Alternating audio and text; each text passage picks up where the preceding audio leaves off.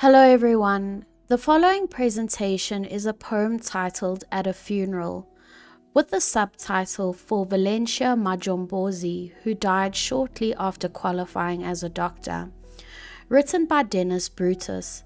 This poem forms part of the new Grade 12 English Home Language Poetry curriculum for 2023 and the next few years to come.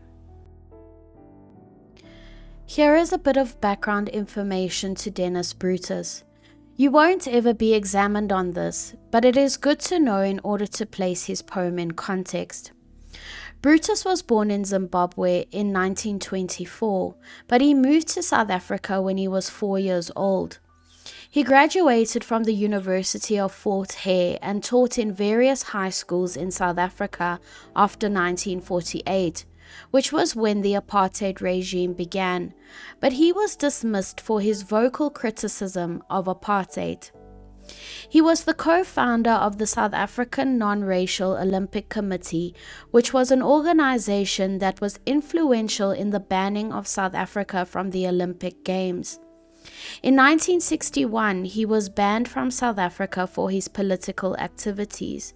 After years spent overseas, he was eventually unbanned by the South African government in 1990 when he returned to South Africa. He passed away from cancer in December 2009 in Cape Town. Let us take a look at a short summary of the poem. The poem is a tribute to Valencia Majombozi, a black South African woman who managed to qualify as a doctor after much hardship and sacrifice during the apartheid era. She died during an anti-pass law protest at the hands of the apartheid police. This poem is about her funeral ceremony and what it symbolizes. Brutus presents the funeral as an occasion to rekindle his commitment to the struggle for freedom. He urges active resistance from the reader, and he ultimately concludes that death is a better fate than yielding or surrendering to the apartheid government. Let us read through the poem. Black, green, and gold at sunset, pageantry and stubbed graves, expectant of eternity. In brides white, nuns white veils, the nurses gush their bounty of red wine cloaks, frothing the bugle dirging slopes. Salute, then ponder all this hollow panoply for one whose gifts the mud devours with our hopes. O all you frustrate ones, powers tombed in dirt, aborted not by death, but carrion books of birth, arise. The brassy shout of freedom stirs our earth. Not death, but death's head tyranny scythes our ground, and plots our narrow cells of pain, defeat, and dearth. Better that we should die than that we should lie down.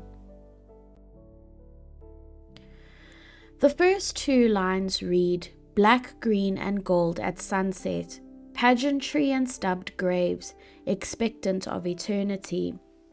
Consider the words black, green, and gold. These colors can be interpreted in two ways. Firstly, black, green, and gold make reference to the resistance movement flag. In other words, the colors of the ANC flag are black, green, and gold. The ANC was banned in 1961, so these words can symbolize an act of defiance and resistance. The second interpretation is that these colors could also refer to the academic gowns, caps, and hoods worn by many of the mourners, perhaps those academics who Majombozi knew from university.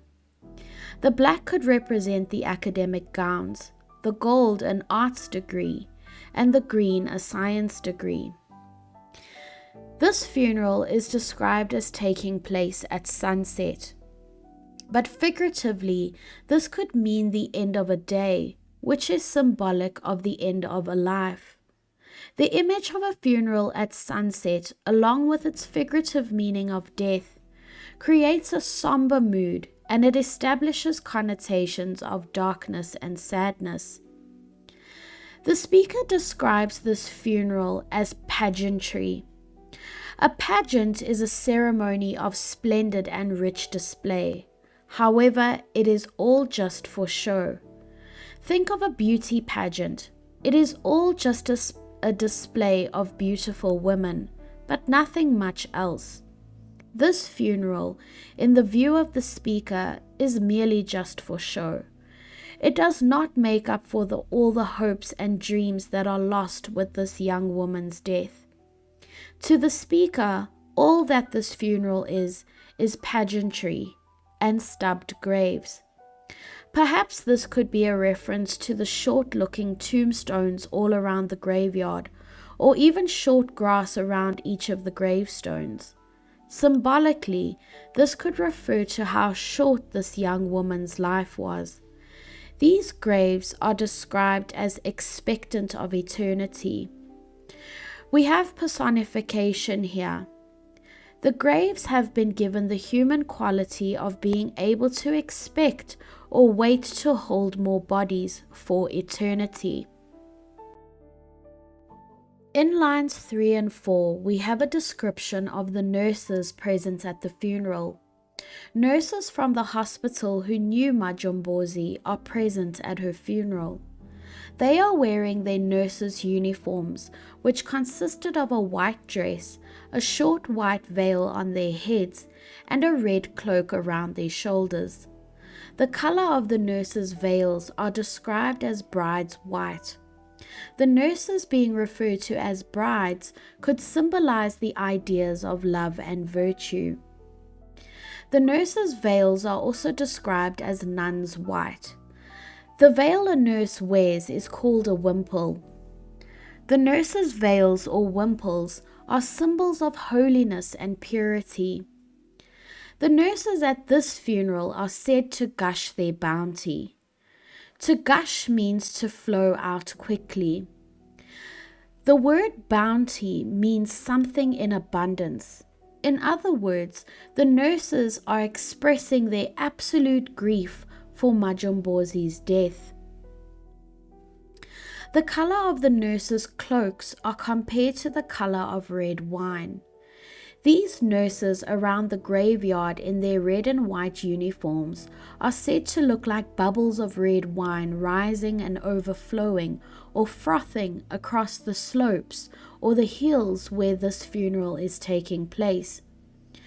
Picture in your mind how the nurses in their red and white uniforms and many other mourners have come in their masses to a funeral taking place within an area surrounded by slopes or hills. These hills or slopes are described as bugled and dirging. A bugle is a type of brass musical instrument, almost like a small trumpet. The person playing this musical instrument at the funeral is playing dirges, which are sad, mournful songs.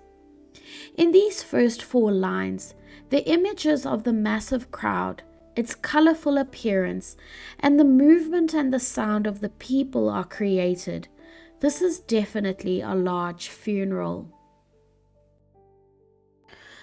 Line 5 begins with the single exclamation, salute. This single exclamation brings the movement and the sounds of the funeral to a still moment of respect and honor for the deceased woman.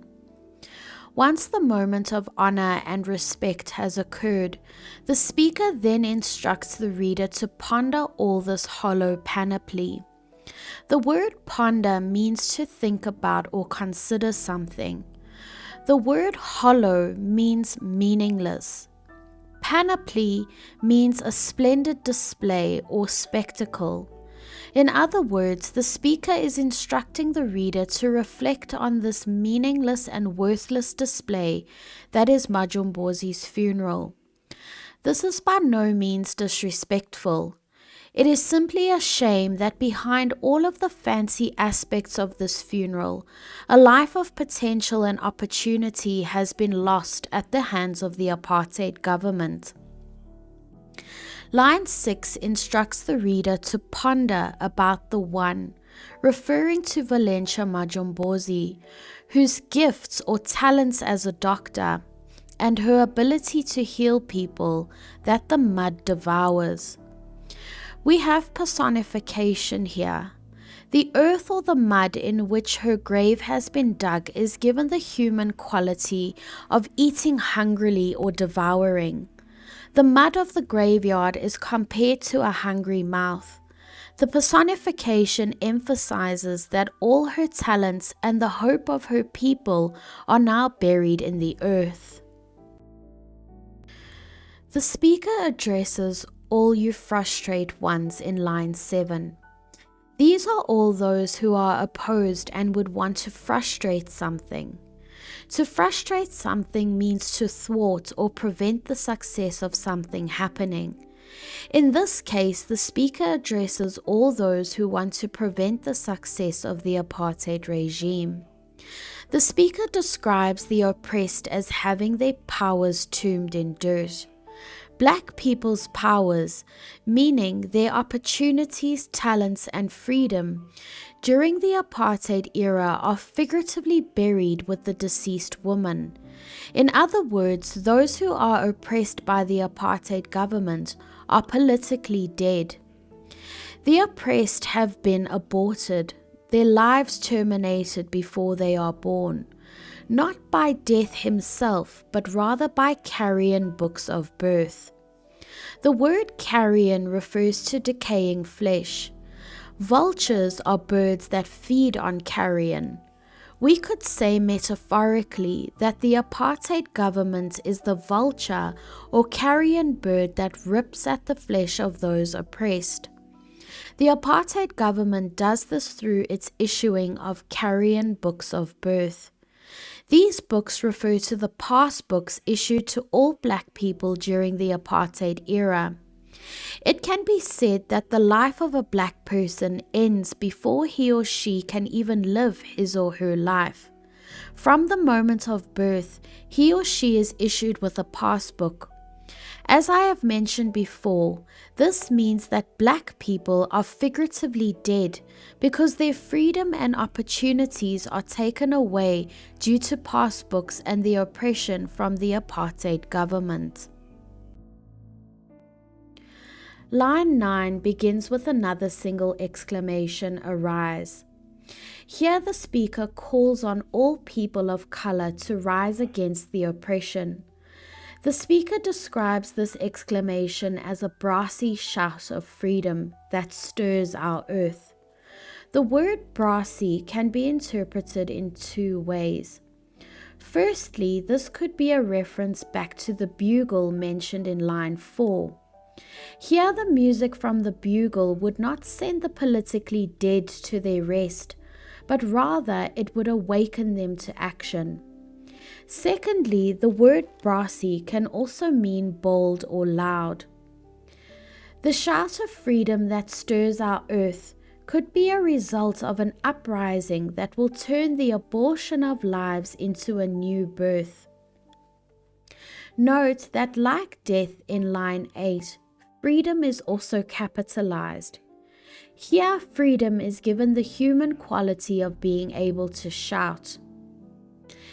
In line 10, it is not death, but death-head's tyranny that scythes our ground.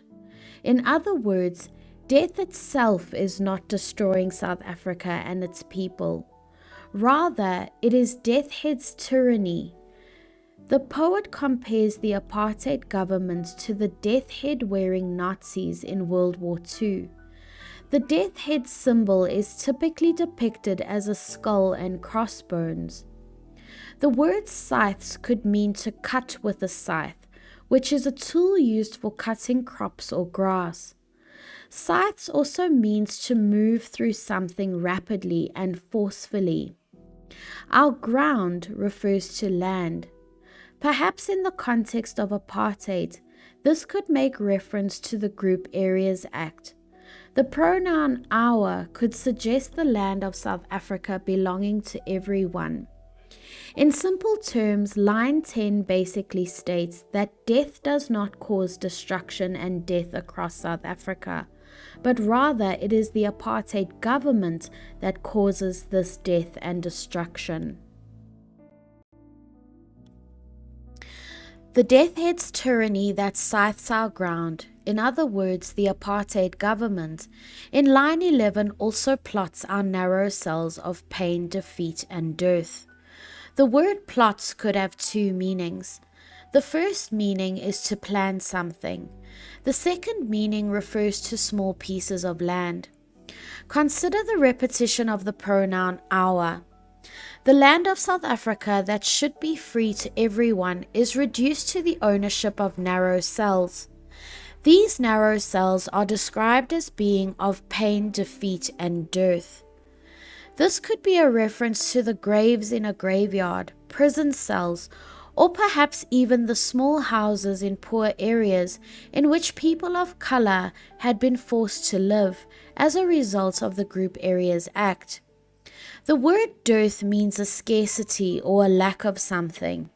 This could be a lack of basic human rights, freedom of movement, and basic needs to survive. Line 12 is the last line in this poem. The poem ends with a significant statement in which the speaker states, "Better that we should die than that we should lie down." Remember that this poem was a response to the death of Valentia Majombozi. She died during an anti-pass law protest.